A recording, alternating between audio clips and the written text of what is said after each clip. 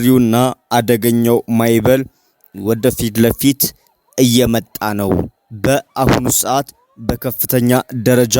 በዓለም ዙሪያ ዓለምን እያነጋገረ የሚገኘው ከውቅያኖሶች በመዝለል በድንገት የብዙዎችን ሀብትና ንብረት ሕይወት ጭምር እየቀጸፈ የሚገኘው ማዕበል በአሁኑ ሰዓት ዓለምን እያስጨነቃት ይገኛል። የማዕበሎች መከሰት በድንገት የታየ ቢሆንም በአብዛኛው ዘንድ ግን እጅግ በጣም ከፍተኛ የሆነ ፍርሃትን አጭሮባቸዋል። ምክንያቱም ቢባል በድንገት ታይቶ በማይታወቅ መልኩ በአሁኑ ሰዓት በከፍተኛ ደረጃ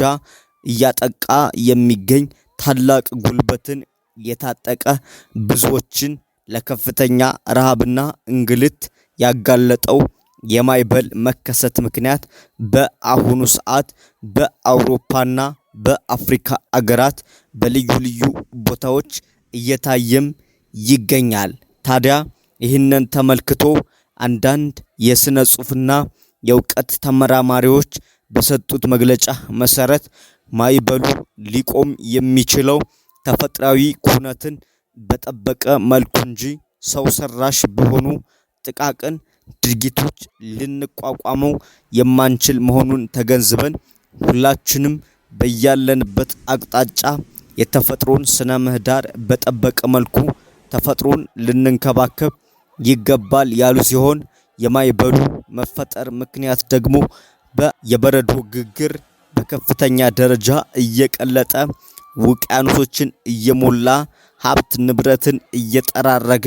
የብዙዎችን ሕይወት አስፈሪና አደገኛ እያደረገ የሚገኝ ሲሆን ይህንንም ተከትሎ ማዕበሎች በከንቱ እንዳልተከሰቱ ሁሉ ዓላማና ግብ ስለሚኖራቸው ብዙዎችም በዚህ ስጋት ውስጥ እየሄዱ የሚገኝ ሲሆን በአጠቃላይ ዓለም ካለባት ከፍተኛ ውጣ ውረድ እና የሰላም እጦት ችግር ጋር ተደምሮ በአሁኑ ሰዓት ዓለምን እያስጨነቀ የሚገኘው የውቅያኖሶች በከፍተኛ ደረጃ መሙላት እና ማዕበሎች መፈጠር ሲሆን በዚህም ጋር ተያይዞ እንዳጠቃላይ ማዕበሎች እንዲቋቋሙ የሚያስችሉ ከፍተኛ የሆኑ ተፈጥሮን የሚጠብቅ ድንቅ ስራ የሚጠበቅ ሲሆን እንዲሁም ከዚህ ጋር ተያይዞ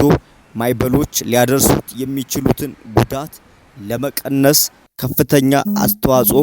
ሊኖረን የሚገባ ሲሆን እያንዳንዱም ሰው በተለይም ደግሞ እንዳጠቃላይ ሁሉም የሀገራት ሕዝቦች በከፍተኛ ደረጃ የተፈጥሮን ስነ ምህዳር መጠበቅ የሚገባ ሲሆን ማዕበሎች ሲመጡ የብዙዎችን ልብ የሚያንቀጠቅጡና ብዙዎችንም በከፍተኛ ደረጃ ላልተፈለገ ድህነት እና እልቂት የሚዳርጉ ሲሆን በተለይም ደግሞ ከዚህም ጋር ከማዕበሎች መፈጠር ጋር ተያይዞ ከፍተኛ የሆነ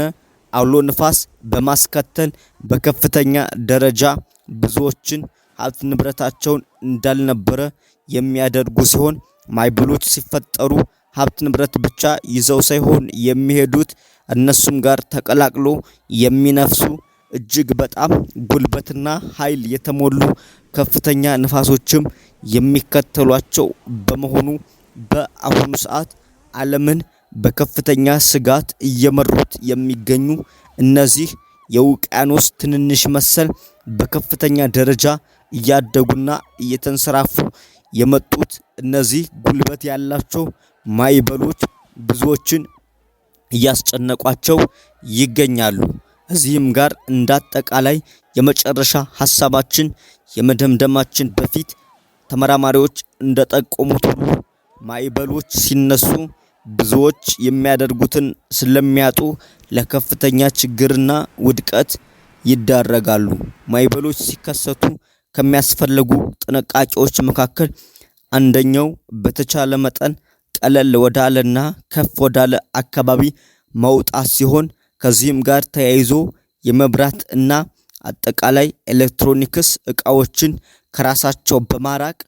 ተፈጥሮ ወደሚገኝበት ጸጥታና ሰላማዊ ስፍራ መሄድ የመጨረሻውና የመጀመሪያው ተመራጭ ምርጫ ነው። ወዳችሁ ስለምታዳምጡን እጅግ አድርገን እናመሰግናለን። መልካሙ ላይ ይሁንላችሁ።